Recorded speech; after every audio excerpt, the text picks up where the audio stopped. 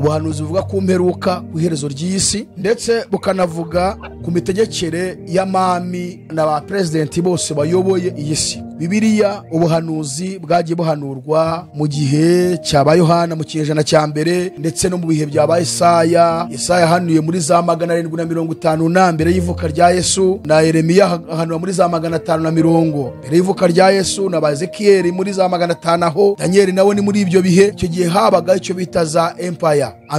Aba-empereur nibo bayoboraga ubwami bw'abami. Niyo mpamvu bavugaga abami ntibavugaga abaperezida. Uyu munsi hariho za republic n'aba perezida bayoboye kubera politike z'isi uburyo zaje zihindagurika, ariko ijuru ryo kuba ryaravuze abami nubwo bakwita ba president rwajyaho za republic, ariko Imana iracyabona ubwami, iracyabona abami, kandi yabwiye abami bivuge ngo ubuhanuzi burareba abategetsi bo muri iyi si. So nababwiye nti ntabwo ushobora gutandukanya isi n'amateka y'isi. Kabiri, ushobora gutandukanya politike n'amateka ya politiki. Gatatu, ushobora gutandukanya itorero n'amateka y'itorero. Kane, ushobora gutandukanya idini n'amateka y'idini. Kwa hano muri isi hari idini akaba n'itorero. Buri wese arebe ahagaze, urebe igihe urimo, urebe isi iri kukwerekeza, urebe ubutegetsi urimo aho bukwerekeza, urebe n'ibindi bigiye kuza kugira ngo ubashe gukanguka no kuba maso. Iyi si yagenewe ibihe 7 kandi nyuma y'ibihe 7 Imana ikazana iyindi sishya. Nababwiye ko igihe cya mbere ari igihe cy'ubuziranenge, igihe cya kabiri akaba ari igihe cy'umutima nama, igihe cya gatatu akaba ari igihe cy'ubutegetsi bw'abantu, igihe cya kane akaba ari igihe cy'amasezerano, igihe cya gatanu akaba ari igihe cy'ubuntu, igihe cya gatandatu akaba ari igihe cy'ingoma y'imyaka 1000, igihe cya karindwi akaba ari igihe cy'ubwami bw'Imana noneho buzabaho iteka ryose. Mwari muzi ko uruzi rwa Ufurati rumaze gukama rugiye kurangira. Isi yose imaze kubimenya yuko Ufurati irimo gukama irarangira. Ibitangazamakuru bikomeye bihorayo batangiye kugira ubwoba. Urwa ruzi runini rufite amazi menshi, rufite ubujyakozemo burebure, ariko rumaze gukama rugiye kurangira, kandi ruri mu buhanuzi bwo kugaragaza iherezo ry'isi. Rumaze kurangira pe. So Babuloni rero, umurwa mukuru wa Babuloni wari wubatse ku ruzi rwa Ufurati mu majyepfo ya Baghdad, umurwa mukuru wa Iraq.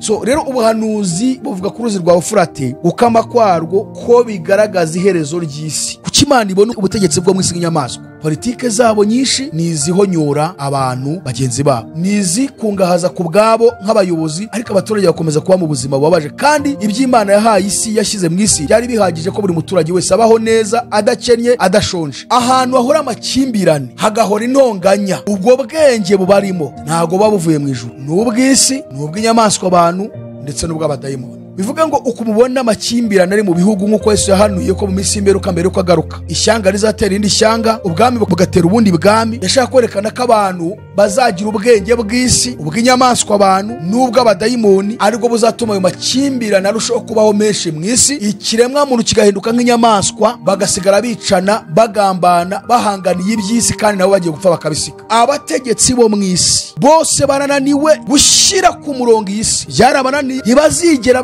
bishobora. Mwisi amahoro azigera abaho. Amahoro azana umutekano, ariko umutekano ntiwazana amahoro. Niyo mpamvu umuntu ashobora kugirira amahoro ahatari umutekano, ariko ntawe ushobora kugirira umutekano ahatari amahoro. Cyangwa byakunda nubwo bavuga ngo hari umutekano, baba nta mahoro bafite. Ntabwo icyo ari igihe cyo kunanirwa, ni igihe cyo gukomeza, ahubwo tugakenyera, kuko ibiteye ubwoba byo uko bike n'uko bwije n'uko birushaho kuza mu isi. Imana yavuze ko imperuka izabaho, iherezo ry'isi rizabaho, itanga n'ibimenyetso. Nibyo tubona, isi igiye kurangira.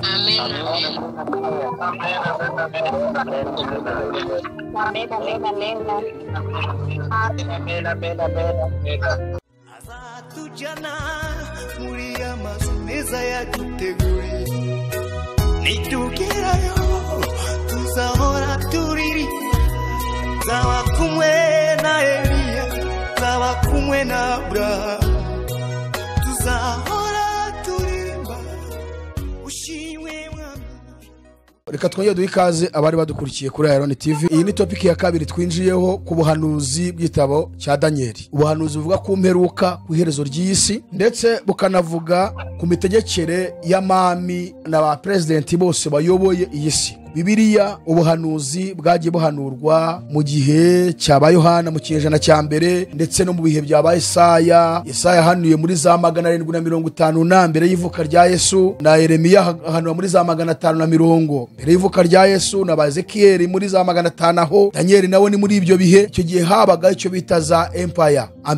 Aba-empereur nibo bayoboraga ubwami bw'abami. Niyo mpamvu bavugaga abami ntibavugaga abaperezida. Uyu munsi hariho za republic n'aba perezida bayoboye kubera politike z'isi uburyo zaje zihindagurika, ariko ijuru ryo kuba ryaravuze abami nubwo bakwita ba perezida nubwo hajyaho za republic, ariko Imana iracyabona ubwami, iracyabona abami, kandi yabwiye abami bivuge ngo ubuhanuzi burareba abategetsi bo muri iyi si. So nababwiye nti ntabwo ushobora gutandukanya isi n'amateka y'isi. Kabiri, ushobora gutandukanya politike n'amateka ya politiki. Gatatu, ushobora gutandukanya itorero n'amateka y'itorero. Kane, ushobora gutandukanya idini n'amateka y'idini. Kuko hano muri isi hari idini akaba n'itorero.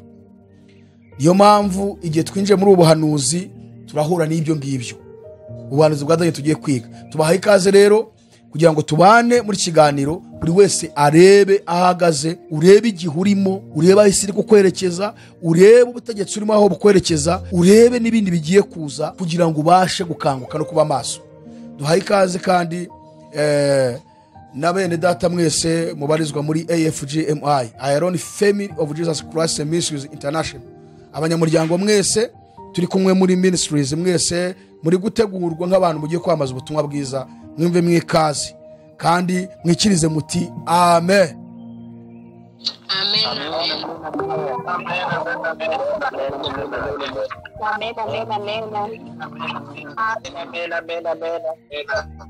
Kadusome mu gitabo cy'umuhanuzi Daniel, Daniel ibice 2 murongo 29 kugeza ku murongo wa 35. Nuko ibyabo Nyagasani watekerezaga uryamye ibizaba mu gihe kizaza, ihishura ibihishwe niyo yakubwiye ibizaba. Kandi igihe ubwanjye ibyo bihishwe sinabihishuriwe nuko ndi umunyabwenge kuruta umuntu wese uriho, ahubwo nukugira ngo umwami amenyeshwe iby'inzozi ze, amenye n'ibyo mu mutima we wibwiraga. Bivuga ngo aka kantu mugafate, umwami yarabyibwiraga n'amava Imana yabimwishuriye. Nuko Nyagasani wabonye igishushanyo kinini, kandi icyo gishushanyo cyari kinini cyane, kirabagirana cyane, cyari kiguhagaze imbere, kandi ishusho yacyo ikaba yari iteye ubwoba. Nuko icyo gishushanyo umutwe wacyo wari izahabu nziza, kandi igituza cyacyo n'amaboko yacyo byari ifeza, inda n'ibibero byacyo byari imiringa, amaguru yacyo yari ibyuma, n'ibirenge byacyo byari igice cy'ibyuma n'ikibumba. Urabyitegereza ugeza aho ibuye ryaziye ritarimbuwe n'intoki, ryikubita ku birenge by'icyo gishushanyo by'ibyuma n'ibumba rirabimenagura. Nuko icyuma n'ibumba n'umuringa n'ifeza n'izahabu bihera ko bimenagurikira rimwe, bihinduka nk'umurama w'aho bahurira mu cyi, bitumurwa n'umuyaga ntibyagira ishyikizo. Maze iryo buye ryakubise igishushanyo rihinduka umusozi munini, rirangiza isi yose. Tugende ku murongo wa 44. Nuko ku ngoma z'abo bami Imana yo mw'Ijuru izimika ubundi bwami butazarimbuka iteka ryose, kandi ubutware bwabwo ntibuzazungurwa n'irindi shyanga, ahubwo buzamenagurwa ubwami bwose bubutsembeho, kandi buzahora ku ngoma iteka ryose. Amen. Muribuka yuko mu minsi yashize nabigishije inyigisho ivuga yuko iyi si yagenewe ibihe 7, kandi nyuma y'ibihe 7 Imana ikazana iyindi si nshya. Nababwiye ko igihe cya mbere ari igihe cy'ubuziranenge, igihe cya kabiri akaba ari igihe cy'umutimanama, igihe cya gatatu akaba ari igihe cy'ubutegetsi bw'abantu, igihe cya kane akaba ari igihe cy'amasezerano, igihe cya gatanu akaba ari igihe cy'ubuntu, igihe cya gatandatu akaba ari igihe cy'ingoma y'imyaka 1000, igihe cya karindwi akaba ari igihe cy'ubwami bw'Imana noneho buzabaho iteka ryose. So ibi nagiye mbibereka byose icyo gihe kuryaje gitambukwaho igihe cy'ubuziranenge ari cyo gihe cya Adamu na Eva mbere yuko basohoka mu ngobyi ya Edeni birukanwa ku bw'icyaha bakoze. Igihe cy'umutima nama ni igihe bari bamaze kwirukanwa mu ngobyi ya Edeni kugera mu gihe cya Nowa, Imana irimbuza isi yo mu gihe cya Nowa umwuzure. Hanyuma igihe cy'ubutegetsi bw'abantu ni nyuma yuko Nowa avuye mu nkuge mu gihe cya Nimurodi mu itangira ibice 11. Igihe cy'amasezerano twabonye ko ari igihe Aburahamu ahamagarwa mu itangira 12 muhamagara amasezerano igasezeranya isi kuzohereza umukiza. Hanyuma igihe cy'amategeko ni igihe cya Mose, Imana imuhamagara gukura Abisirayeli muri Egiputa bagahererwa amategeko mu butayu munsi y'umusozi wa Sinayi. Igihe cy'ubuntu akaba ari cyo gihe uyu munsi turimo duhagazemo, igihe cya Yesu wadupfiriye akaba yaraduhaye agakiza kubw'ubuntu cyangwa se akadupfira ntacyo tumuhaye akaduhamagarira kumwizera ngo tuzakizwe. Nicyo gihe cy'ubuntu turimo ari gukora imbabazi z'Imana. Hanyuma igihe cya gatandatu ni igihe cy'ingoma y'imyaka 1000 esa akwitorero mu isi agarutse ku ingoma y'imyaka 1000. Hanyuma igihe cya karindwi akaba ari nyuma y'ingoma y'imyaka 1000 ubwami bw'Imana tuje kubaho iteka ryose. So muri iki gihe turimo rero ari cyo gihe cya gatandatu, igihe cy'ubuntu, ni igihe Daniel yahanuye mu byo dusomye ahangaha. Nkurikirane mu nyumvi. Kandi Daniel ahanu ubuhanuzi ni imbere y'ivuka rya Yesu mu myaka irenga 500 Yesu ataraza mu isi. Nababwiye yuko mbere yuko Yesu aza mu isi iyo babaraga imibare babaraga bakuramo, babaraga bamanuka, ntabwo babaraga bazamuka, ntibabaraga bateranya. Reka nsubiremo. Mbere yuko Yesu aza mu isi babaraga imyaka bakuramo, kuvuga ngo baheraga ku 2000, umwaka washira bakavuga ngo 1999, undi washira 1998, undi washira 1997, gutyo kugeza bageze kuri 0 bakongera bagatangira ku 2000. Yesu yaje mu isi hashize imyaka 4160 na isi bayeho. Niyo yarishize. Yo mvuze isi ntago ndi kuvuga iyi si tureba, ndavuga iby'Imana remye mu isi. Ibi tubona biri muri iyi si na Yesu ubwayo yahoze kuva kera. Ntago tuzi imyaka yamaze nkuko tubisoma mu itangiriro igice cya mbere batubwira ko isi yahozeho. Ahubwo ndavuga ibi ngibi tubona mu isi Imana yaremye. Itandukanyije amazi n'ubutaka ikarema ibindi bintu, ikarema ubwo butaka ahumutse, ikarema amashyamba, ibibira, ikarema inyamaswa, ibiguruka mu kirere, ibigenza amagurane, ibikuruzinda, ikarema isanzure, ikaryita ijuru. Hanyuma amazi kayita inyanja yarunze hamwe.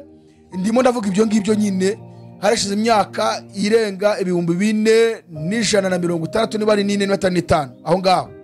So rero babaraga bahere hejuru uko yagendaga ivaho bamanuka. Daniel rero hanura yahanuye hejuru y'imyaka 550 mbere y'ivuka rya Yesu. Ubwo uturutse hejuru bamanuka hari ku myaka 2000 hari hasigaye 550 ngo bagere kuri 0.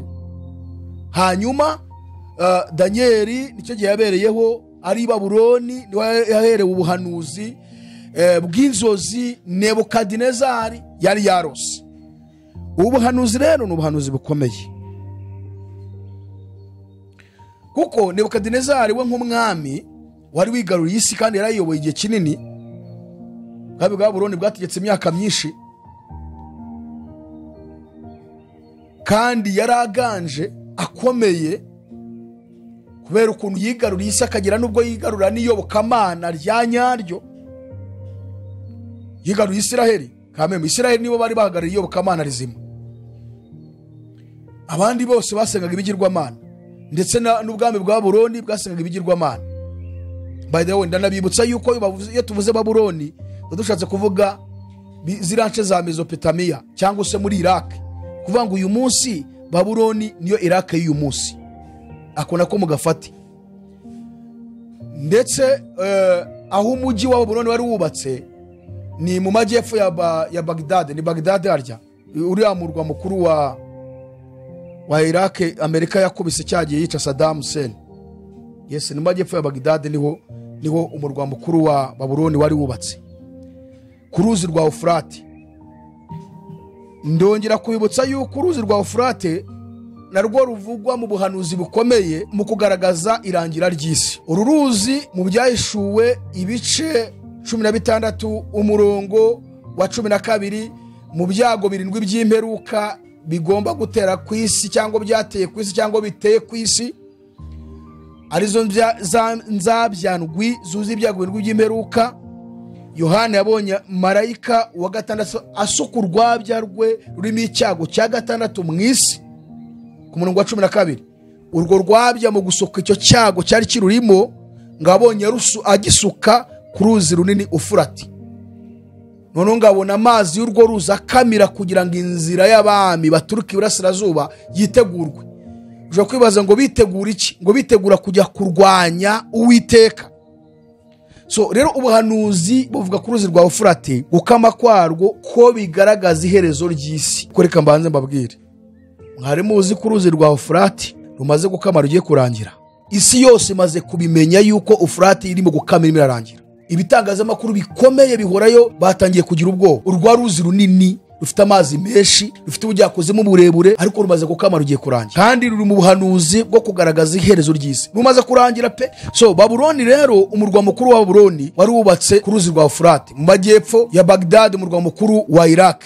So iyo bavuze Babuloni bashatse kuvuga Iraq. Rero Nebukadinezari yari amaze igihe kinini cyane ayoboye kandi aganje, ari we mwami w'abami. Yigaruriye amahanga, amoko, ndimi n'imiryango, yigaruramo n'ishyanga rya Isiraheli, ari ryo ryari hagariye bokamana rizima y'Imana data wa twese, Uwiteka umuremyi w'ijuru n'isi n'inyanja n'amasoko. Aryamye umunsi umwe rero ari kwibaza ukuntu aganje akomeye, yibaza ku rupfu rwe. Ati nubwo nkomeye ariko nzapfa, nubwo isi yose nyubaha ariko nzagenda. Ese ubu ningenda ubwami bwanjye buzayoborwa nandi? Ninde uzabusigarana? Ariko siko kubu nzapfa kweri, n'icyo nari mfite no komera kwanjye. Nibuka ko natanye babwira ngo hari uburinganire Imana yashyizeho ku kiremwa muntu.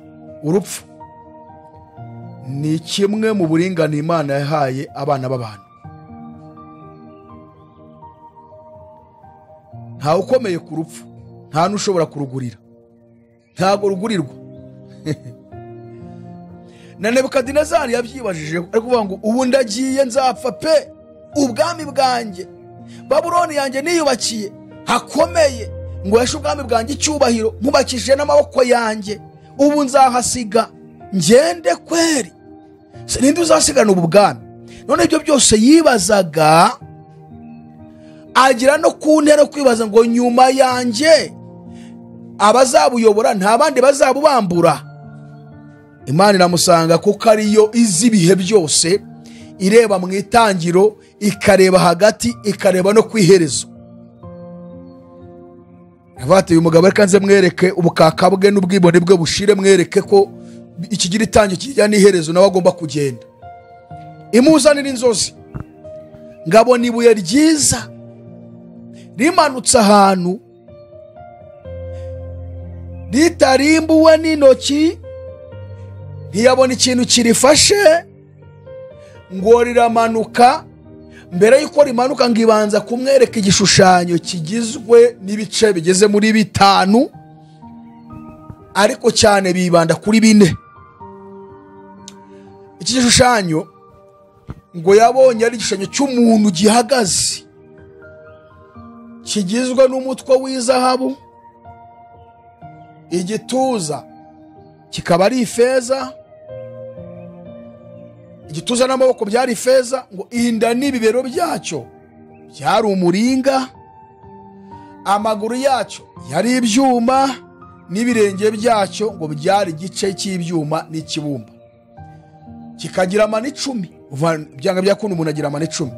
Ubaka kantu utu tuntu twose ndi kubabwira, buri kantu kose gafite icyo kavuga ku buhanuzi. Yaba amaguru yacyo 2 afite icyo kuvuga ku buhanuzi, yaba amano 10 yacyo afite icyo kuvuga ku buhanuzi. Hanyuma ngo Nebukadinezari mu kwitegereza abona ibuye riraje ritarimbuwe n'intoki, ngo riramanuka ryikubita ku birenge by'icyo gishushanyo, cy'ibyuma n'ikibumba. Kurumva ku birenge byari ibyuma n'ibumba, ngo birangije bihera hasi biramenagurika, ibyuma biramenagurika, ibumba riramenagurika, umuringa uramenagurika, ifeza iramenagurika, zahabu nayo iramenagurika. Ayo namwe mu mabuye y'agaciro akomera atoroshye kuri mena, ntago byoroshye. Nebukadinezari bati ibi ni ibiki? Ibi nuko bikaze. Ibi bisobanura iki? Ngabura amahoro, abura amahoro. Mana imubuza amahoro, kandi Imana kuna itangaje kugira ngo yubahisha abayubaha. Oh, haleluya, haleluya. Imana kugira ngo yubahisha abayubaha. Danieli yanga ko hari undi munyabwenge n'umwe muri Babuloni mu gihugu cy'Abakaludayi wasobanukirwa ibyo bintu. Kandi Nebukadinezari yari abafite biga ibintu birebana n'ubucunyi n'ubupfumu n'ubukonikoni. Habura n'umwe wabisobanura, kugira ngo Danieli wahawe ubwenge bw'Imana aze asobanure, kuko yubashye Imana ari Babuloni. Danieli niwe waje, umwami yaramusabye ngo aze amusobanurire. Aramubwira ati, mwami rero ibyo weretswe uri ku gisasiro, Imana ashaka kukwereka ibyari biri mu mutima wawe byose, ibyo wibwiraga, ibyo wagambiriraga, ibyo watekerezaga byakubenaga insobe. Uri umunyabwenge, wigarura isi yose, wigarura iyobokamana rizima, natwe uratuzana. Imana irakureka ngo tutware kandi ishobora byose, ariko nta bwenge ufite bwo kuba wasobanukirwa ibintu keretse iri hejuru ya byose, ishobora byose, itagira ikishwa, izi gutandukanya ibihe n'iminsi n'imyaka, yabiremye. Iyo niyo ibasha guhishura ibihishwe, ntibasha kumenyesha ibyo bintu. Hano rero mwumva ukuntu yamusobanuriye ku murongo wa 31. Yamubwiye ngo nuko Nyagasani wabonye igishushanyo kinini, kandi icyo gishushanyo cyari kinini cyane, kirabagirana cyane, ishusho kikaba yariteye ubwoba. Amusobanurira ibyo byose bikigize. Ageze hasi ku murongo wa 35 cyangwa were 34, ngo urabyitegereza ugeza aho ibuye ryaziye ritarimbuwe n'intoki, ryikubita ku birenge by'icyo gishushanyo by'ibyuma n'ibumba, rirabimenagura, ngo bihinduka nk'umurama waho bahurira mu kibitumurwa n'umuyaga, ntibyagira ishyikizo. Uyu mutwe wa zahabu washushanyaga iki? Igituza n'amaboko byashushanyaga iki? Inda n'ibiro by'imiringa byashushanyaga iki? Amaguru y'ibyuma n'ibirenge bivanze ibyuma n'ibumba byashushanyaga iki? Ahangaha Imana ishaka kwerekana Nebukadinezari uburyo amami yo mu isi, ubutegetsi bwo mu isi buzasimburana mu isi, n'uburyo nyuma yabwo izazana ubwami bwayo buzahora iteka ryose. Yashaka kumwereka yuko ubwami bwe butazahoraho, n'ubuzamusimbura butazahoraho, n'ubuzasimbura ubwamusimbuye butazahoraho. Ishaka kumwereka ko hari ubwami bwayo bwonyine buzaza ku isi buzahora iteka ryose, naho ubundi bwose bufite garanti, bufite aho butangira bukajya naho burangirira.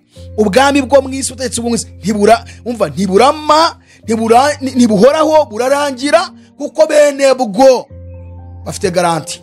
Impamvu natanye babwira ngo buri wese hano mu isi arapfa, ararangira, ntahoraho. Ni 70 twagira intege nyinshi kagera kuri 80.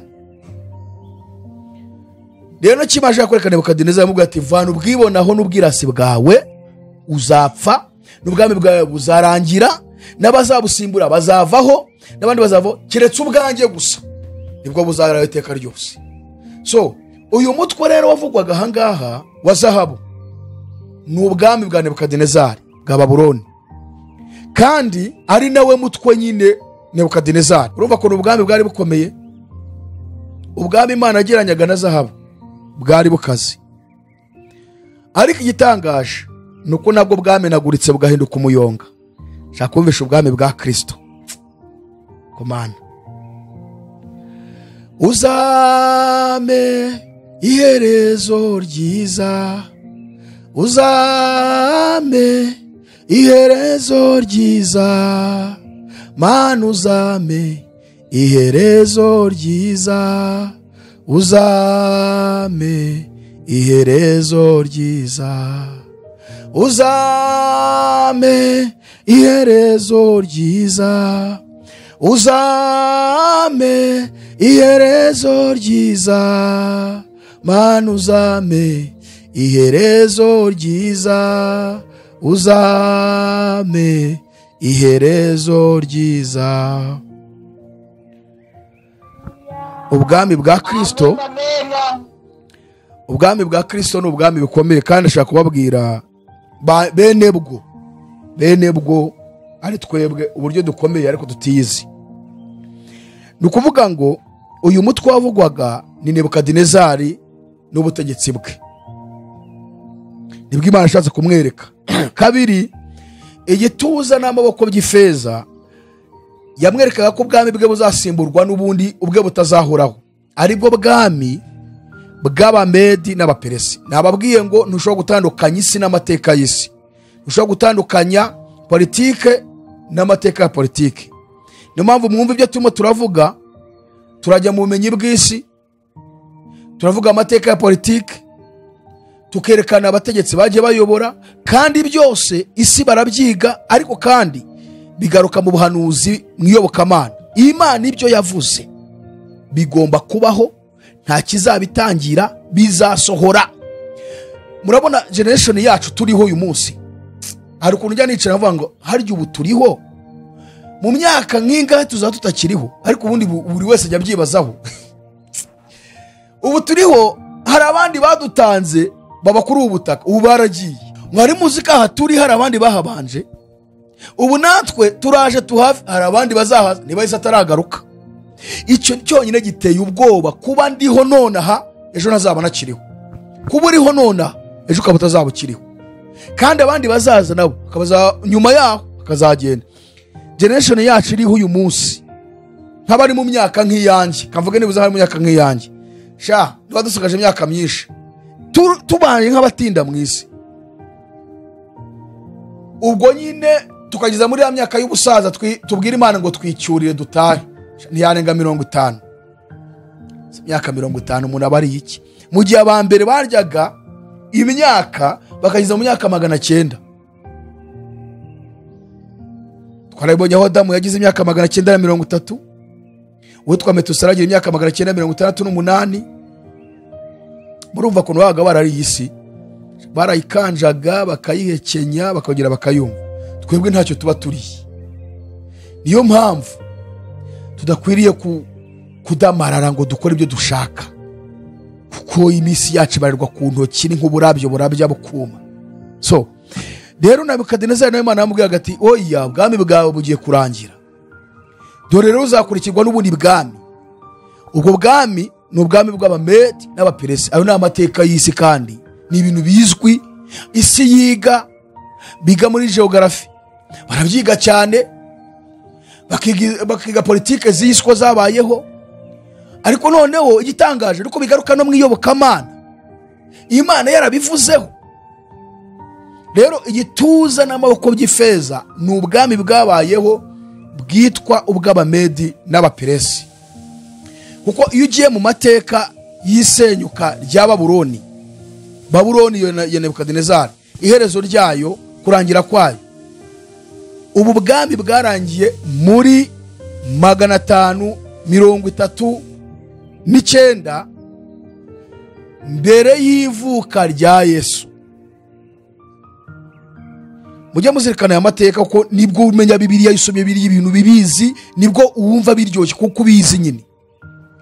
539 mbere y'ivuka rya Yesu nibwo Abamedi n'Abaperesi, uwitwa Dariyo n'uwitwa Kuro, bigaruriye Babuloni. Muri iryo joro Daniel nabwo yamaze guhanurira uwitwa Berushazari, umuhungu wa Nebukadinezari, amubwira ati ubwami bwawe urabunyazwe, wapimwe ku gipimo, Imana ibona kudashyitse, urabunyazwe.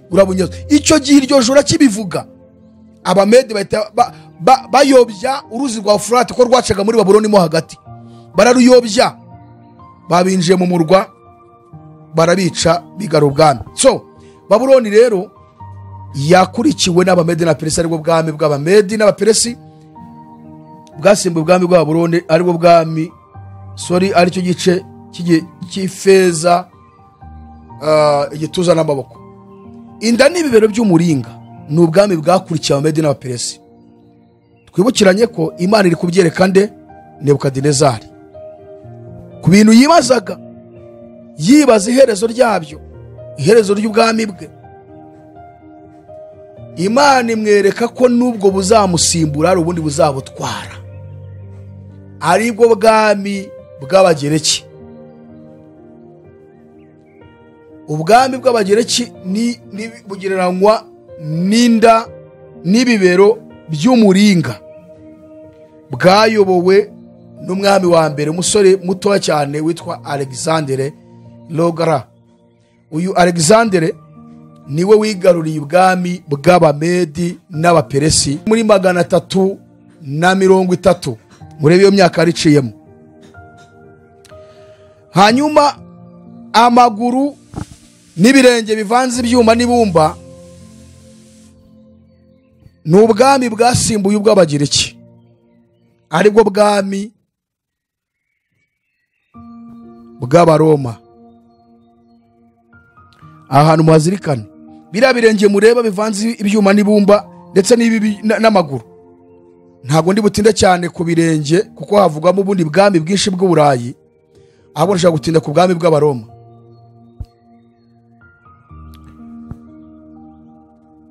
Twibukiranye ko hano batubwiye ko Danieli yabonye ibuye ritarimbuwe n'intoki riza ryikubita ku birenge.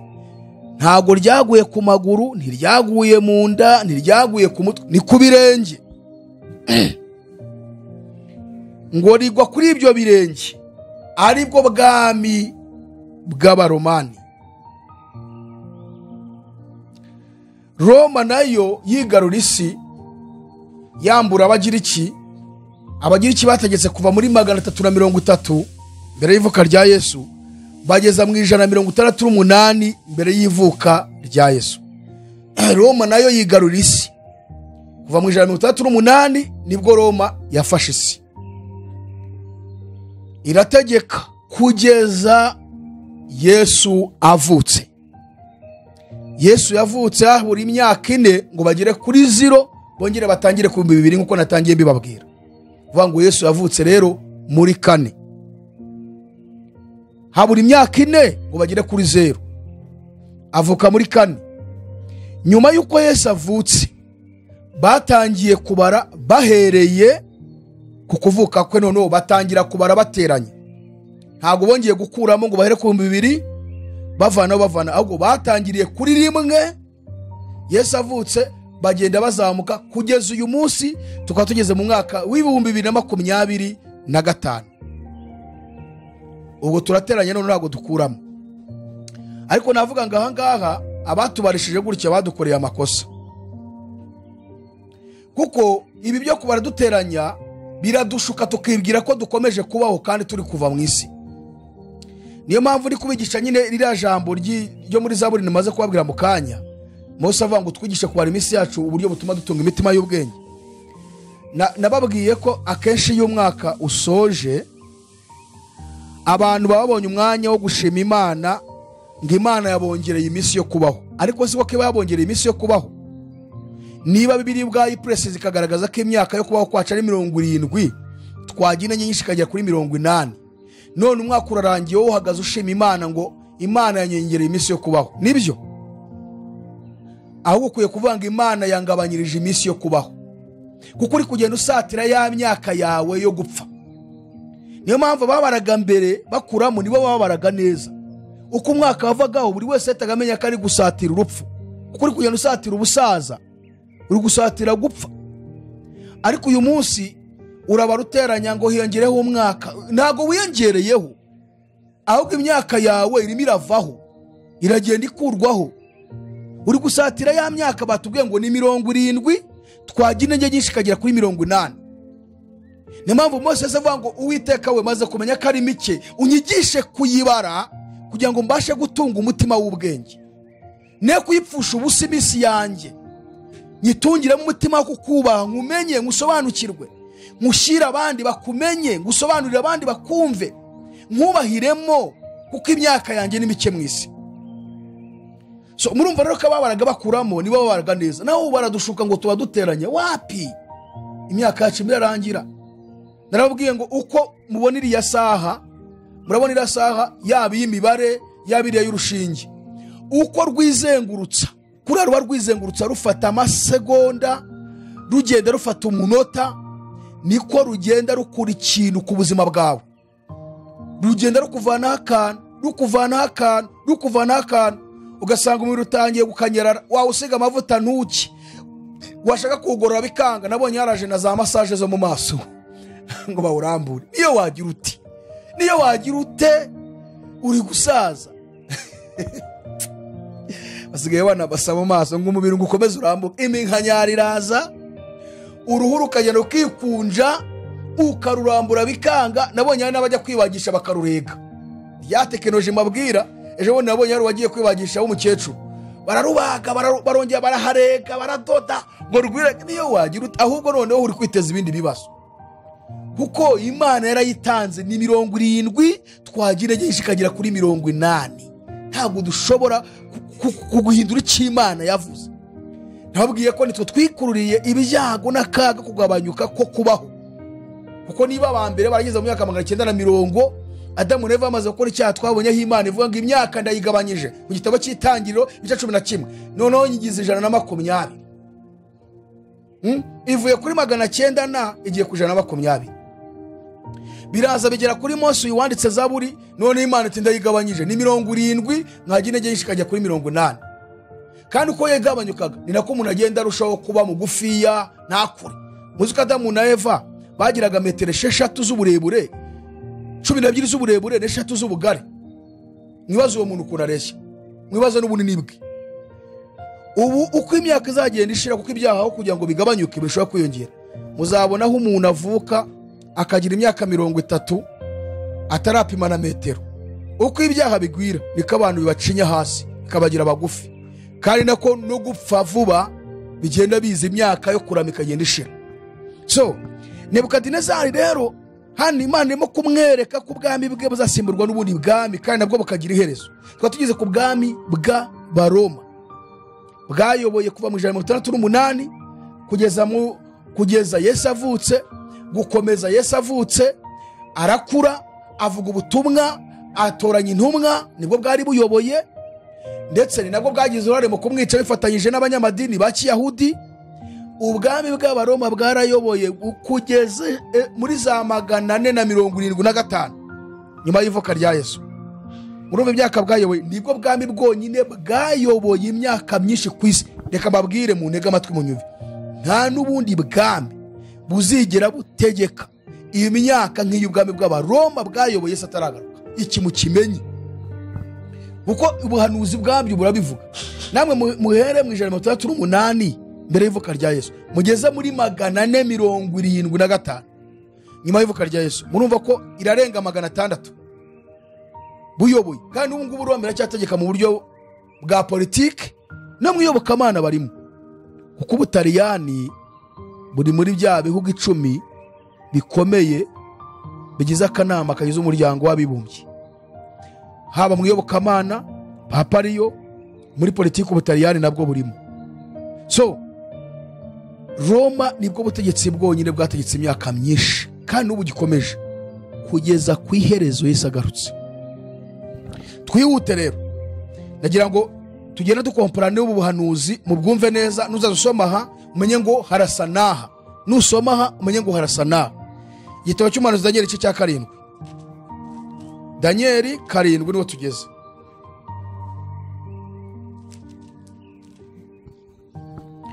Daniel arota inyamaswa enye. Mu mwaka wa mbere ku ngoma ya Belushazari umwami wa Babuloni, Daniel yarose inzozi, maze abona ibyo yeretswe ari ku buriri bwe. Ahera ko yandika ibyo yarose, arobanuramo ingingo zabyo zikomeye. Nuko Daniel aravuga ati, mu byo neretswe nijoro nagiye kubona mbona imiyaga ine yo mw'Ijuru ihubukira ku nyanja nini. Muri iyo nyanja havamo inyamaswa nini enye zidasangiye ubwoko. Iya mbere yasaga n'intare, ifite amababa nk'ay'ikizu. Nyihanga amaso kugeza aho amababa yayo ashikurijwe, igahagarikwa ku isi, ihagarika amaguru yemye nk'umuntu, kandi ihabwa umutima nk'uw'umuntu. Ndongera mbona indi nyamaswa ya kabiri isa n'idubu, yegutse uruhande rumwe, kandi yari itambitse imbavu eshatu mu mikaka yayo. Barayibwira bati, byuka uconshomere inyama nyinshi. Hanyuma y'ibyo mbona indi nyamaswa isa n'ingwe. Ku mugongo wayo yari ifite amababa ane asa n'ay'igisiga, kandi yari ifite imitwe ine, ihabwa ubutware. Hanyuma y'ibyo nitegereje mu byo neretswe nijoro, mbona inyamaswa ya kane iteye ubwoba y'inyamaboko n'imbaraga nyinshi cyane. Yari ifite imikaka minini y'ibyuma, iconshomera ibintu irabimenagura, ibisigaye bisiribangisha amajanja yayo. Ariko yari ifite itandukaniro n'izindi nyamaswa zose zayibanjirije, kandi yari ifite amahembe 10. Nitegereje ayo mahembe, mbona muri yo hamezemo irindi hembe ritoya. Imbere yaryo hakurwa amahembe 3 mu yari asanzwe, kandi kuri iryo hembe mbonaho amaso asa n'ay'umuntu n'akanwa kavuga ibikomeye. Nkomeza kwitegereza kugeza aho bashyiriyeho intebe z'ubwami. Haza umukuru nyir'ibihe byose aricara, imyambaro yeraga nka sheregi, kandi umusatsi we wasaga n'ubwoya bw'intama bwera. Intebe y'ubwami bwe yasaga n'ibirimi by'umuriro, kandi inziga zayo zasaga n'umuriro ugurumana. Imbere ye hatembaga umuriro, uduhumbagiza baramukoreraga, kandi inzovu bari bamuhagaze imbere. Imanza zirashingwa, ibitabo birabumburwa. Uwo mwanya ndangarira ijwi rya hembe ryavugaga amagambo akomeye. Nkomeza kwitegereza aho ya nyamaswa yiciwe, umubiri wayo ukarimburwa, igatabwa mu muriro, igatwikwa. Za nyamaswa zindi zinyaga ubutware bwazo, ariko zirekerwa ubugingo bwazo kugira ngo zimare igihe zategetswe kumara.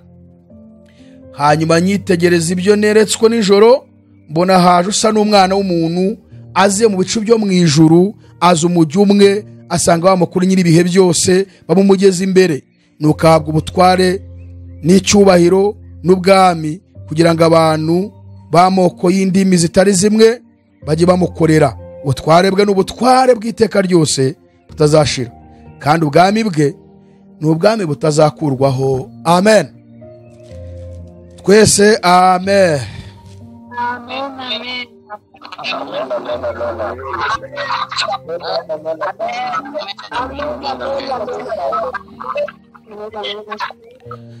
Izi nyamaswa nye Daniel abonye,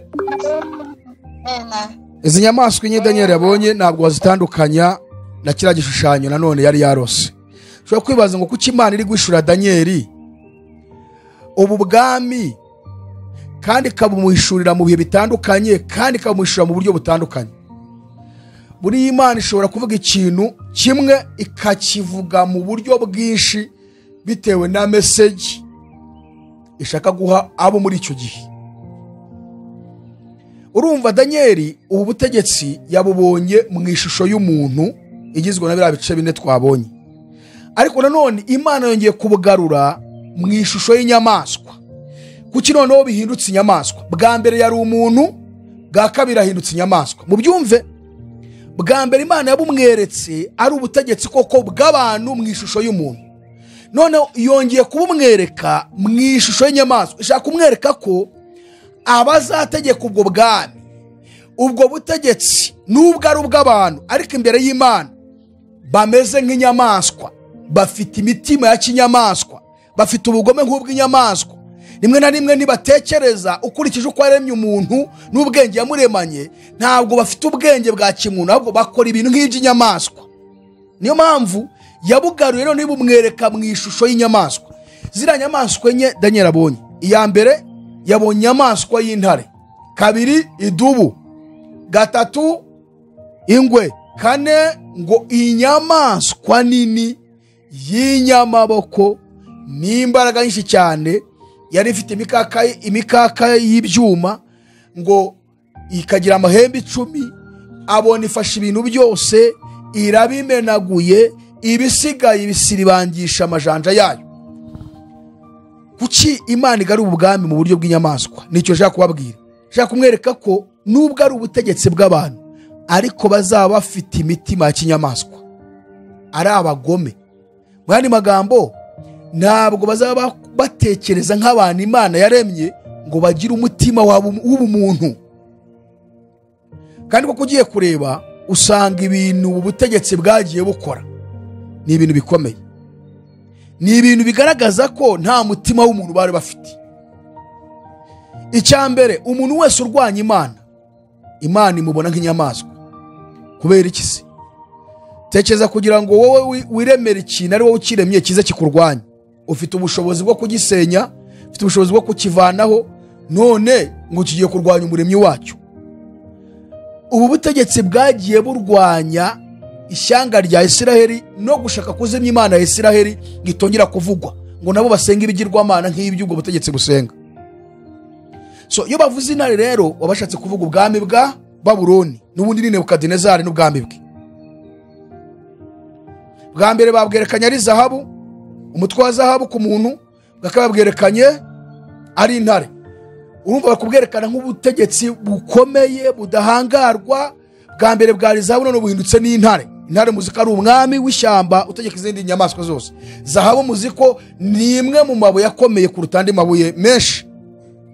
Imana ikwerekana ubwami kuntu bwari bukomeye cyane bwa Babuloni. So iriya dubu muri Nouveau Testament, Isezerano Rishya, bayita ngo ni aruko. Mu byahisho yitwa aruko. Iyi nyamaswa yitwa idubu yashushanyaga ubwami bw'Abamedi n'ubundi n'Abaperesi. Uwitwa Kuro n'uwitwa Dariyo. Kuro yayoboraga Abaperesi, Dariyo ayobora Abamedi. Ariko ubwami bw'Abaperesi akaribwo bwasaga nkaho bukomeye kuruta ubw'Abamedi. Ariko bose bakaba bari bafite icyo bahuriyeho muri politike mu kwigarura isi, mu kwiyobora. Bari bahuje. Bandi magambo ni nko kubona Ubwongereza na Amerika. Muri Amerika n'Ubwongereza ntabwo ushobora kubatandukanya.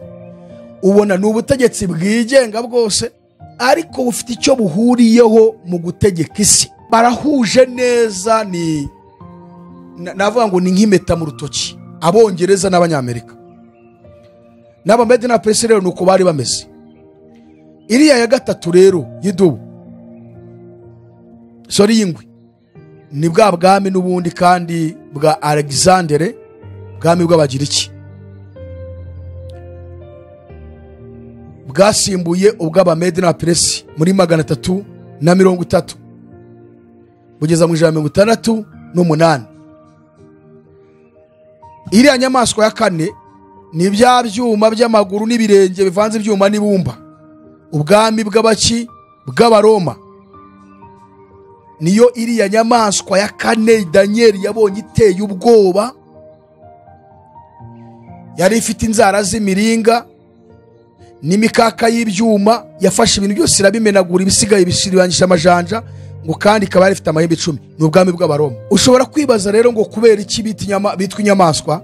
Murambure Bibiliya dusoma mu rwandiko rwa Yakobo. Buri igihe cyose umwana w'umuntu akoze ibinyuranye n'icyo Imana yamuremeye, ntabwo Imana imubona nk'umuntu, kuko mu bushobozi Imana ifite no mu budahangarwa bwayo, nayo birayitangaza kubona umuntu ashobora gukora ibinyuranye n'icyo yamuremeye. Umuntu arikunda, icyo ni cyambere. Imana yamuhaye ubwenge bwo kwikunda, kwihitiramo kurimbuka, kandi yarakubwiye ko hari umuriro uzarya abanzi b'Imana. Warangiza ukemera gukora ibibi ngo uzarimbuke, kandi yarakubwiye ngo hari ubugingo buhoraho, hari no kurimbuka.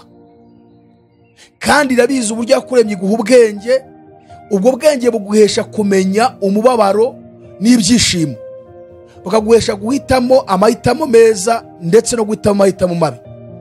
Urasobanukiwe ko umuntu ashobora kubabara. Noneho rero itangazwa no kubona umuntu w'ubwo atigirira impuhwe, agahitamo umuriro, agahitamo kuzarimbuka, kandi Imana yarabimubwiye. Gusa uwo muntu ni umuntu koko, ni inyamaswa. Buri nyamaswa nizo zidatekereza ibyo bintu. Impamvu inyamaswa ishobora kubyara igahita irya umwana wayo. Nose ni gute abantu bahagurukira kurwanya Uwiteka? Nose ni gute umuntu ashobora kwica umwana we? Ni gute umuntu ashobora kwica umuntu mugenzi we? Kandi bose bava amaraso amwe, amaraso yabo aratukuye, bafite umubiri umwe, bafite inyama zimwe, bafite ingingo zimwe, agategeko akamwica kandi nawe azi ko azanapfa deje, arabizi ko nawe azapfa ntazarama. Ibyo byose Imana irabireba ikabona abantu ni inyamaswa, bafite imitima y'inyamaswa, nta bumuntu bafite. Kuko umuntu akwiye kubanza kwigirira impuhwe, nyuma yo kugira impuhwe akagira impuhwe mugenzi we, kuko uwo muntu nawe ni nkawe. Niyo mpamvu birivuga mu rukundo Imana twigishije ngo ukunde mugenzi wawe nk'uko wikunda.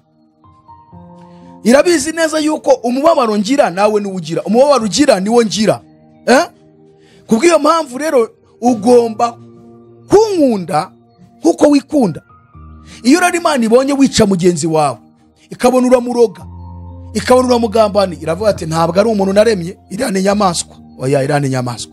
Nuse nimubona izi ntambara zikuba mu isi, murebe Isiraheli na Irani mu minsi yashize uko byaba bimeze, bigamba ngo twishe abanaba, ngo twohereje ibisasa aha n'aha, ngo hapfuye abanaba. Murumva ibyo bintu? Murumva wari umutima w'ubumuntu se? Imana irareba ko batuwe n'inyamaswa, ntabwo ari abantu. Byararangiye. Urwandiko rwa Yakobo murambure mwumve ibice 3 murongo wa 13, tugiye kureba impamvu ifata aya mahanga, aya mami ndetse n'abandi bantu ikababona mu ishusho y'inyamaswa, ubutegetsi ikabona mu ishusho y'inyamaswa. Kuki Imana ibona ubutegetsi bwo mu isi y'inyamaswa? Politike zabo nyinshi nizihonyora abantu bagenzi babo, nizikungahaza ku bwabo nk'abayobozi, ariko abaturage bakomeza kuba mu buzima bubabaje. Kandi iby'Imana yahaye isi, yashyize mu isi, byari bihagije ko buri muturage wese abaho neza, adakennye, adashonje, ariko asanga byikubiye ku ruhande rumwe. Reka twumve ubwenge Imana itanga, kuko Imana yaduhaye ubwenge. Ubwo bwenge yaduhaye bukwiye kutumenyesha ko bagenzi bacu ari abantu nkatwe, bukwiye gutuma tubana neza. Iyo ubu bwenge utabufite, Imana ikubona nk'inyamaswa. 3:13 kugeza ku murongo wa 17 Yakobo. Ninde muri mwe w'umunyabwenge kandi w'umuhanga, niyerekanisha ingeso nziza, imirimo ye, afite ubugwaneza n'ubwenge. Ariko niba muhorana amakimbirane akaze mu mitima yanyu, mugahorana intonganya, ntimukabyiratane ngo mubeshere ukuri. Bivuga ngo hano bashaka kutwereka abantu bahorana amakimbirane mu mitima yabo, bagahorana intonganya, ntabwo bafite ubwenge bw'Imana, ahubwo bafite ubwenge bw'ubunyamaswa. Tumanuke hasi. Bene ubwo bwenge sibwo bumanuka buvuye mu ijuru. Ubwenge bushingiye ku makimbirane n'intonganya ntabwo buba buvuye mu ijuru. Kandi murebe ibihugu, abategetsi bo mu isi nibyo bihoramo, mwiyobokamana mu banyamadini nibyo bihoramo, mu bakristo nibyo bihoramo. Kandi byo murambwira abakristo bene data mwese nyoboye, ntabwo abakristo dukwiye guhorana amakimbirane mu mitima yacu, yo kumva washwana na mugenzi wawe, yo kumva wahora mumeze gutya, muri kuvuga, muri kugira gute. Ubwo bwenge ufite ntabwo bumanuka avuye mu ijuru, dore aho buturuka. Sibwo bumanuka buvuye mu ijuru, ahubwo n'ubw'isi, n'ubw'inyamaswa, abantu ndetse n'ubw'abadayimoni. Bivuga ngo ubwo nibwo bubari muri rusasa. N'ubw'isi, n'ubw'inyamaswa, abantu n'ubw'abadayimoni. Ahantu hahora amakimbirane, hagahora intonganya, ubwo bwenge bubarimo ntabwo buba buvuye mu ijuru. N'ubw'isi, n'ubw'inyamaswa, abantu ndetse n'ubw'abadayimoni. Bivuga ngo uko mubona amakimbirane ari mu bihugu, nk'uko Yesu yahanuye ko mu minsi y'imperuka mbere uko agaruka, ishyanga rizatera irindi shyanga, ubwami bugatera ubundi bwami. Yashaka kwerekana ko abantu bazagira ubwenge bw'isi, ubw'inyamaswa, abantu n'ubw'abadayimoni, aribwo buzatuma ayo makimbirane arushaho kubaho menshi mu isi. Ikiremwa muntu kigahinduka nk'inyamaswa, bagasigara bicana, bagambana, bahanganiye iby'isi, kandi nabo bagiye gupfa bakabisiga. Ndetse no mu madini, mwiyobokamana, nabo bakabipfa, barwanira ibyubahiro, barwanira ubutunzi. Ni ibyo Yesu ashaka kuvuga. Ni mpamvu yageze aravanga urukundo rwa benshi ruzakonja. So twagiye 16 ngo kuko aho amakimbirane n'intonganya biri, ariho no kuvurungana kuri no gukora ibibi byose. Aho amakimbirane n'intonganya biri, niho haba iki? Kuvurungana no gukora ibi byose. None mwumve rero ubwenge buva ku Mana ubwo aribwo. 17 ariko ubwenge buva mu ijuru, icyambere buraboneye, kabiri n'ubw'amahoro, gatatu n'ubw'ineza, kane bwemera kugirwa inama, gatanu bwuzuye imbabazi, gatandatu bwuzuye imbuto nziza. 7 ntiburobanura ku butoni. Hanyuma rero aravuga ngo kandi ntibugira uburyarya. Icyo ni cya 8. Mwumvishe ibintu biranga ubwenge buva mu ijuru. Igihe cyose ahantu hari amakimbirane hakaba intonganya, hari ikibazo gikomeye, hari ubwenge bw'abadayimoni. Ubwenge buva mu ijuru n'ubw'amahoro, n'ubw'ineza, bwemera kugirwa inama, bwuzuye imbabazi, bwugira imbuto, ntiburobanura ku butoni, ntibugira uburyarya. Iyo uri umukristo ukaba utagira ibi bintu 8, ukaba urangwa n'intonganya muri wowe, ukarangwa n'amakimbirane, menya ngo watashywe n'ubwenge bwaturutse ahantu hatatu: mu isi, mu nyamaswa, abantu ndetse n'ubw'abadayimoni. Impamvu Imana ibona abantu bategetsi bo mu isi guhera kuri ariya mami ikabita inyamaswa, nuko badafite ubu bwenge bwo hasi tubonye, ahubwo usanga mu butegetsi bwo mu isi hahora intonganya, hahora amakimbirane. Niyo mpamvu bahora barwana, ibihugu biraterana, cyangwa rigatera irindi. Nta bwenge bw'Imana buhari. Akaba ariyo mpamvu Imana yabayishuye nk'inyamaswa. Yabonaga uburyo Babuloni igiye gukubitwa n'Abamedi n'Abaperesi, bakarwana bakicana. Ikabona ukuntu abagira ikibazambura Abamedi n'Abaperesi bakarwana bakicana. Ikabona Abaroma uburyo bazarwana n'Abagiriki bakarwana bakicana. Ikabona ukuntu bazarwanya iyobokamana ryayo, ukuntu bazica umwami Yesu. Niyo mpamvu yabise ibayishura nk'inyamaswa. Bwa mbere yabanje kugaragaza ko ari abantu mu gishushanyo yabonye kibumba, kira gishushanyo twabonye n'ibice 5, ariko yongeye kugaragaza ati nubwo ari abantu ariko ni inyamaswa abantu, dore ubunyamaswa buzabaranga. Nibingibi dusomye anga. So ibi rero ndimo kubasobanura, nitugera mu byahishuwe ntabwo nzabigarukaho. Mbasobanura akantu kitwa ubunyamaswa, uburyo Imana ibona ubutegetsi bwo mu isi nk'inyamaswa. Nitugera mu byahishuwe mu bice 13 turi kwiga inyamaswa ebyiri zivugwamo: izamuka iva mu nyanja ifite amahembe 10 n'imitwe 7, n'izamuka iva mu butaka ifite amahembe 2 nk'umwana w'intama ariko ikavuga nk'ikiyoka. N'igishushanyo kivugwamo nanone kandi cyaremwe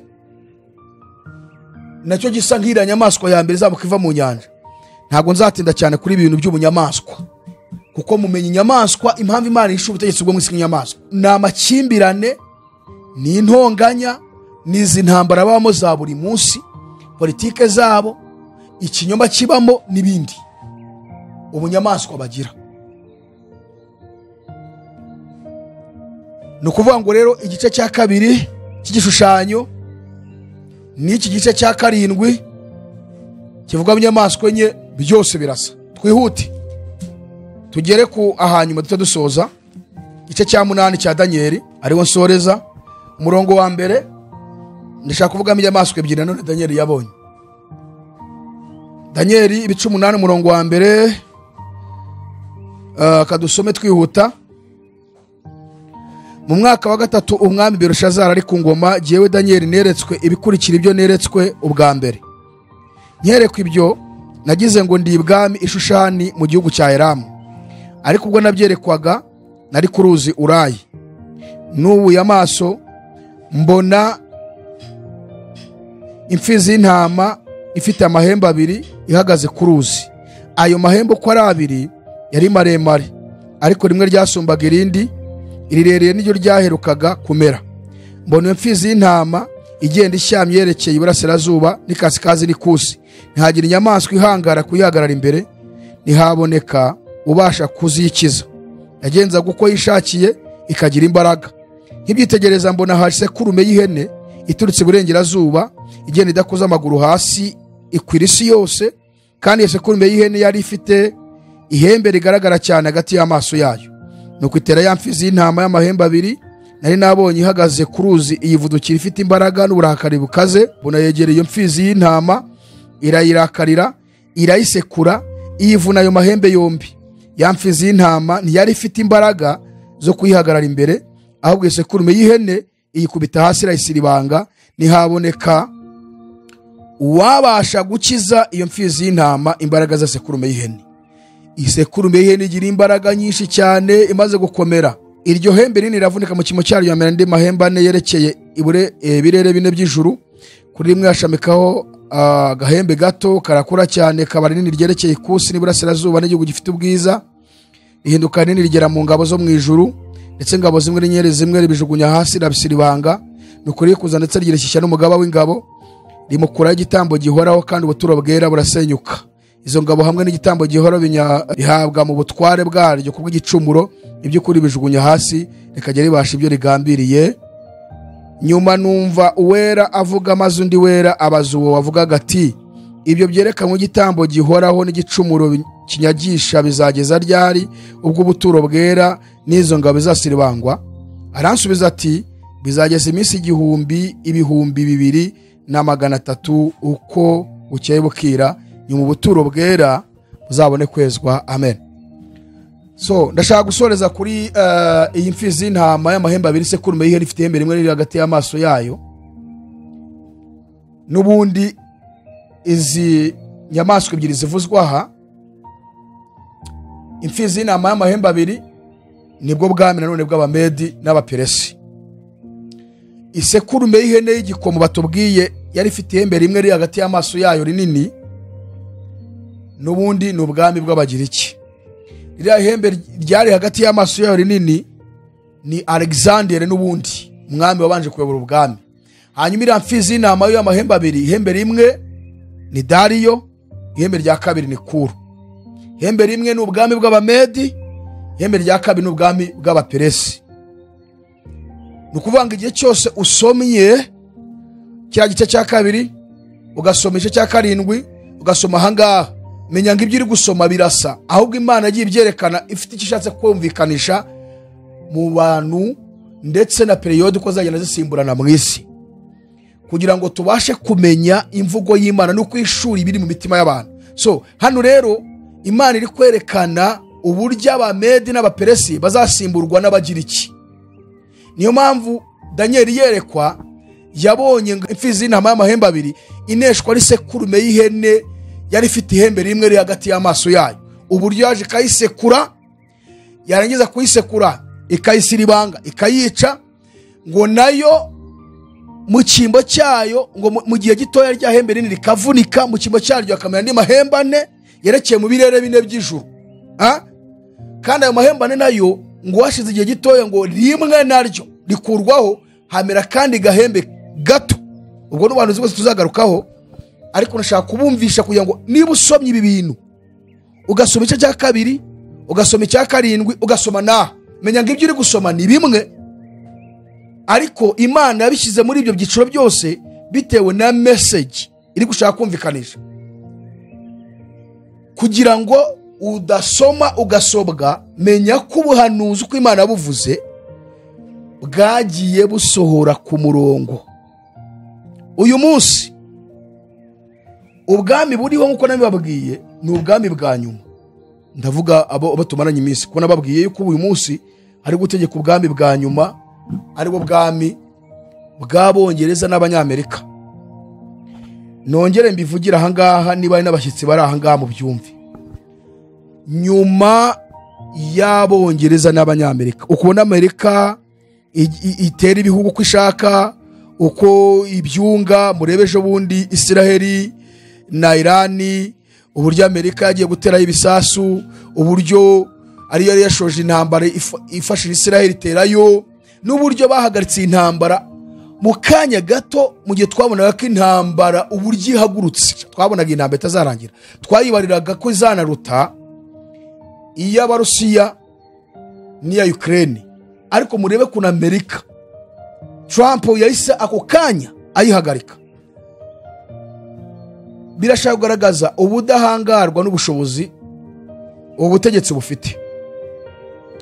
Hari ukuntu abakurikirana ubumenyi bwa politike, bagakurikirana ibya geography, bakareba amateka y'ubutegetsi bwo mu isi, bakareba noneho nibi n'ubutegetsi buri uyu munsi uburyo bugiye bukomeyemo. Urugero nk'iyo bavuga China, bakavuga Russia, bakavuga Korea y'Amajyaruguru, bakavuga ndetse na Iran, iyi ngiyi ejo bundi yarwanaga, hari ukuntu bagenda bakompara Amerika n'ubwo butegetsi, bakerekana ngo Amerika ngiri kugenda icika intege, ngiri kugenda inanirwa, reka mbabwire mwebwe bakristo, ubutegetsi bwa Amerika nibwo butegetsi buvugwa mu buhanuzi bw'igitabo cy'ibyahishuwe, kandi buvugwa nk'ubutegetsi bugomba kuyobora kugeza ku mperuka y'isi.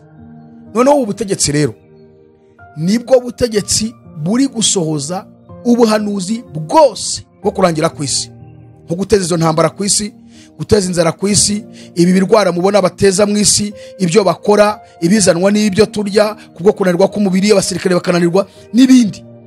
Amerika ni ubutegetsi Imana yashyizeho bugomba gusohoza ibimenyetso byose Yesu yavuze, Yesu akagaruka. Ubwami bw'Abaroma bwarakomeje, tuzabigaruka tureba uburyo bwagiye bucika intege, bwacitse intege, n'uburyo Amerika ndetse n'Ubwongereza nk'umutwe wa 7 uvuga ku butegetsi buvugwa hariya mu byahishuwe ku nyamaswa mu kiva mu nyanja, nibwo butegetsi bwonyine bugomba kuyobora nyuma yabwo hakaza ibuye riza kwima hano muri iyi si. Ariko batavuze ngo amen, hano baracyahari cyangwa bancitse? Baracyahari? Murahari cyangwa ntimuhari?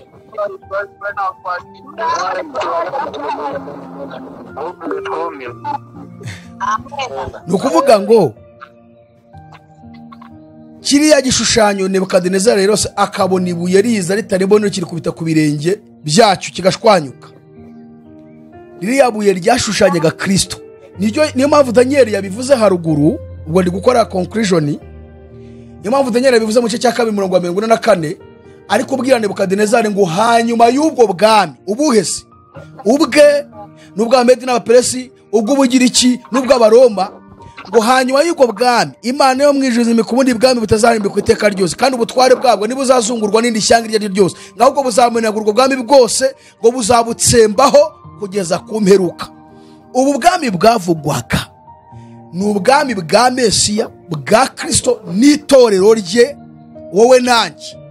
Kubera iki Daniel yabonye ibuye rigwa ku birenge? Kubera iki Daniel yabonye rigwa ku birenge ritaguye ku mutwe ari we Nebukadinezari bwami bwe, nirigwa ku gituza n'amako by'ifeza aribwo bwami bw'Abamedi n'Abaperesi, nirigwa ku nda n'ibibero by'umuringa aribwo bwami bw'Abagiriki, rikagwa ku birenge by'ibyuma n'ibumba. Yashaka kwerekana yuko ubwami bwa Yesu bwagombaga gutangira ku ngoma y'ubwami bw'Abaroma.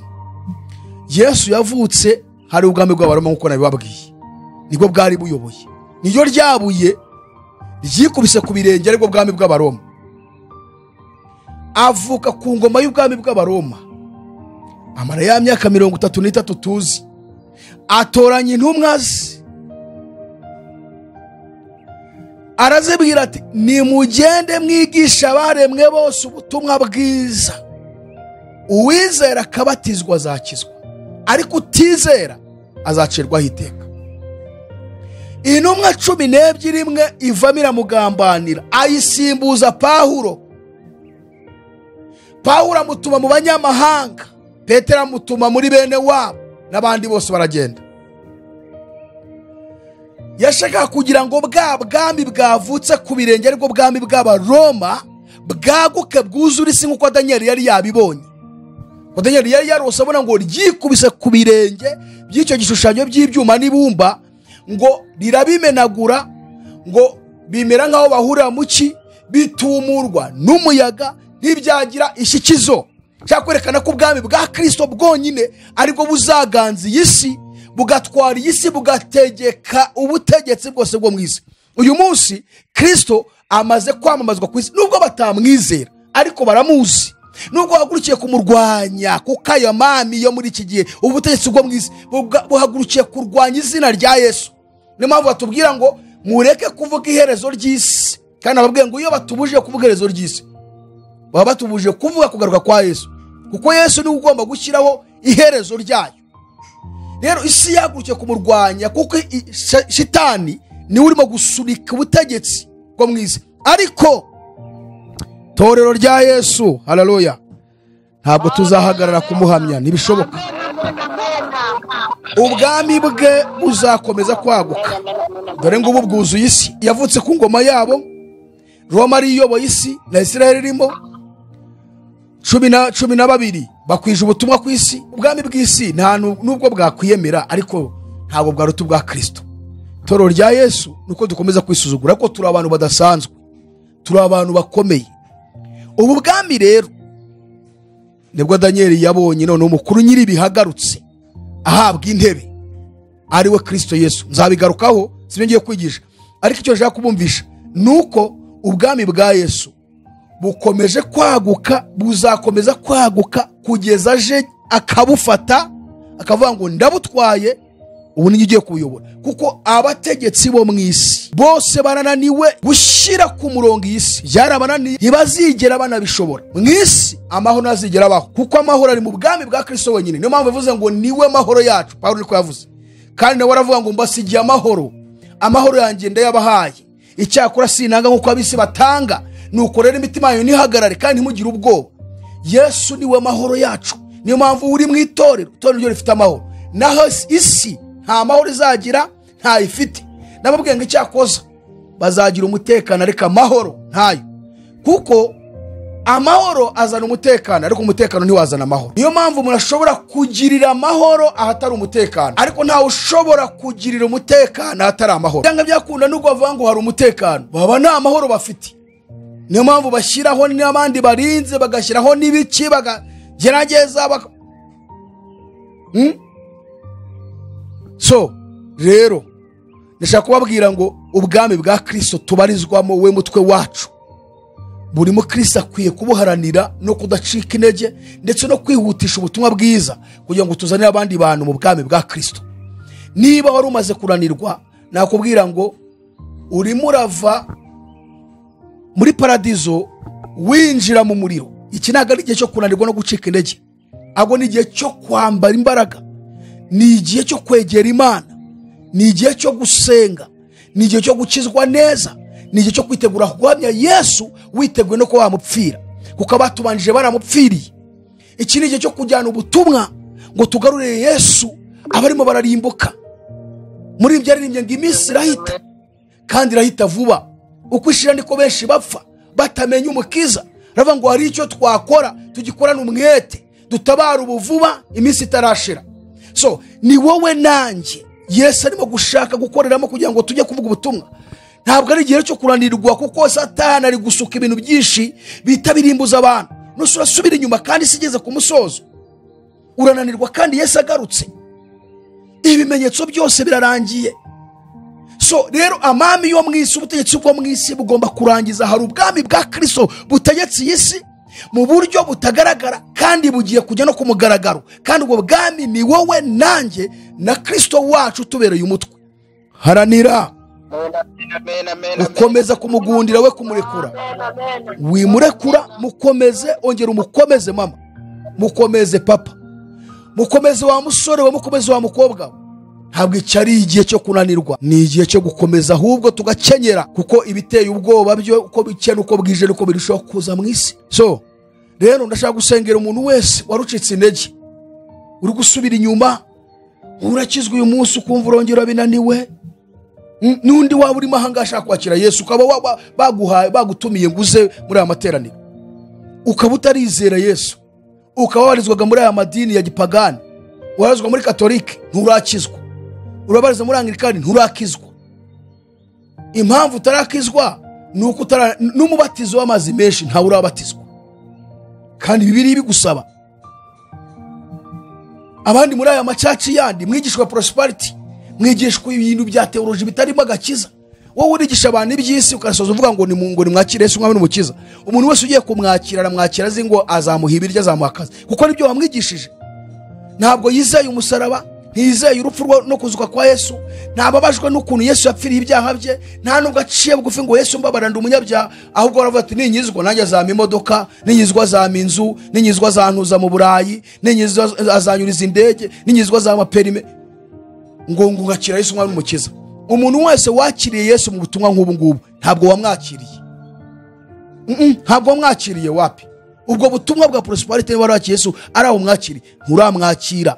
ukeneye kumwakira wumvisha ubutumwa bwiza, ukabanza ukamenya ko uri umunyabyaha ukeneye gukizwa na Yesu. Aho ni naho uhererwa imbaraga zo gukomeza urugendo. So subikiye aha ngaha, muzirikane ubuhanuzi nandi kubasobanurira, kandi mukomeze muhasome kugira ngo murusheho kumenya. Reka dushimire abari badukurikiye kuri Iron TV, tuburira buri wese ngo iki ni cyo gihe cyo kwizera, iki ni cyo gihe cyo gukizwa, iki ni cyo gihe cyo kwezwa.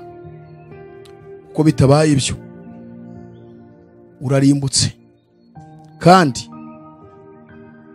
iby'Imana avuze byose yagiye bisohoza. Yabibwiye Daniel bigenda bishyirwa mu bikorwa. N'ibindi byose yagiye ivuga. Ibyo yeretse Nebukadinezari Daniel akabisobanura, turabibona byarabaye. Murebe imyaka ishize bibaye. Ubutegetsi bwarasimburanye mu isi nk'uko Imana yabivuze. Imana yavuze ko imperuka izabaho, iherezo ry'isi rizabaho, itanga n'ibimenyetso, nibyo tubona. Isi igiye kurangira. So niba wumva ubutumwa ukabunyumvishe rero, uyu munsi wakire Yesu. Niba ushaka kutubona, urebe nimero zacu, tugusengere, tugusabe. Reba nimero zacu aho ngaho kuri screen yawe urimo kurebera ubutumwa bwiza. Niba ari TV uri kureberaho, niba ari telefone, reba hasi aho ngaho muri description ya Iron TV. Rebamo. Urabona ahanditse nimero zacu za telefone, ari ijambo ngo mowa, ukirikemo, umanuke hasi. Uranasanga na link ya WhatsApp ku bantu bifuza gufatanya natwe muri urugendo rujya mu ijuru, ariko batabarizwa muri amadini, kuko amadini yayobeje abantu benshi. Turaguha ikaze, ushaka ko tugusengera, fata nimero zacu twandikire. Nta kintu usibye kugusenya ukakira Yesu umwami n'umukiza. Ntabwo twe turimo abandi bavuga ngo muze ngo turunde abayoboke. Ntabwo dukeneye abayoboke, dukeneye abagenzi bajya mu ijuru. Niba ushaka gukizwa ukajya mu ijuru, no problem. So Imana rero ibaho umugisha cyane. Hanyuma abari aha ngaha bacitse intege, namwe muramanika ibiganza, kandi abo kuri Iron tubabwire ngo ikiganiro nakagaruka, mukomeze kugira ibihe byiza ndetse no kwitegura kugaruka k'umwami wacu Yesu Kristo. Shalom, shalom, shalom.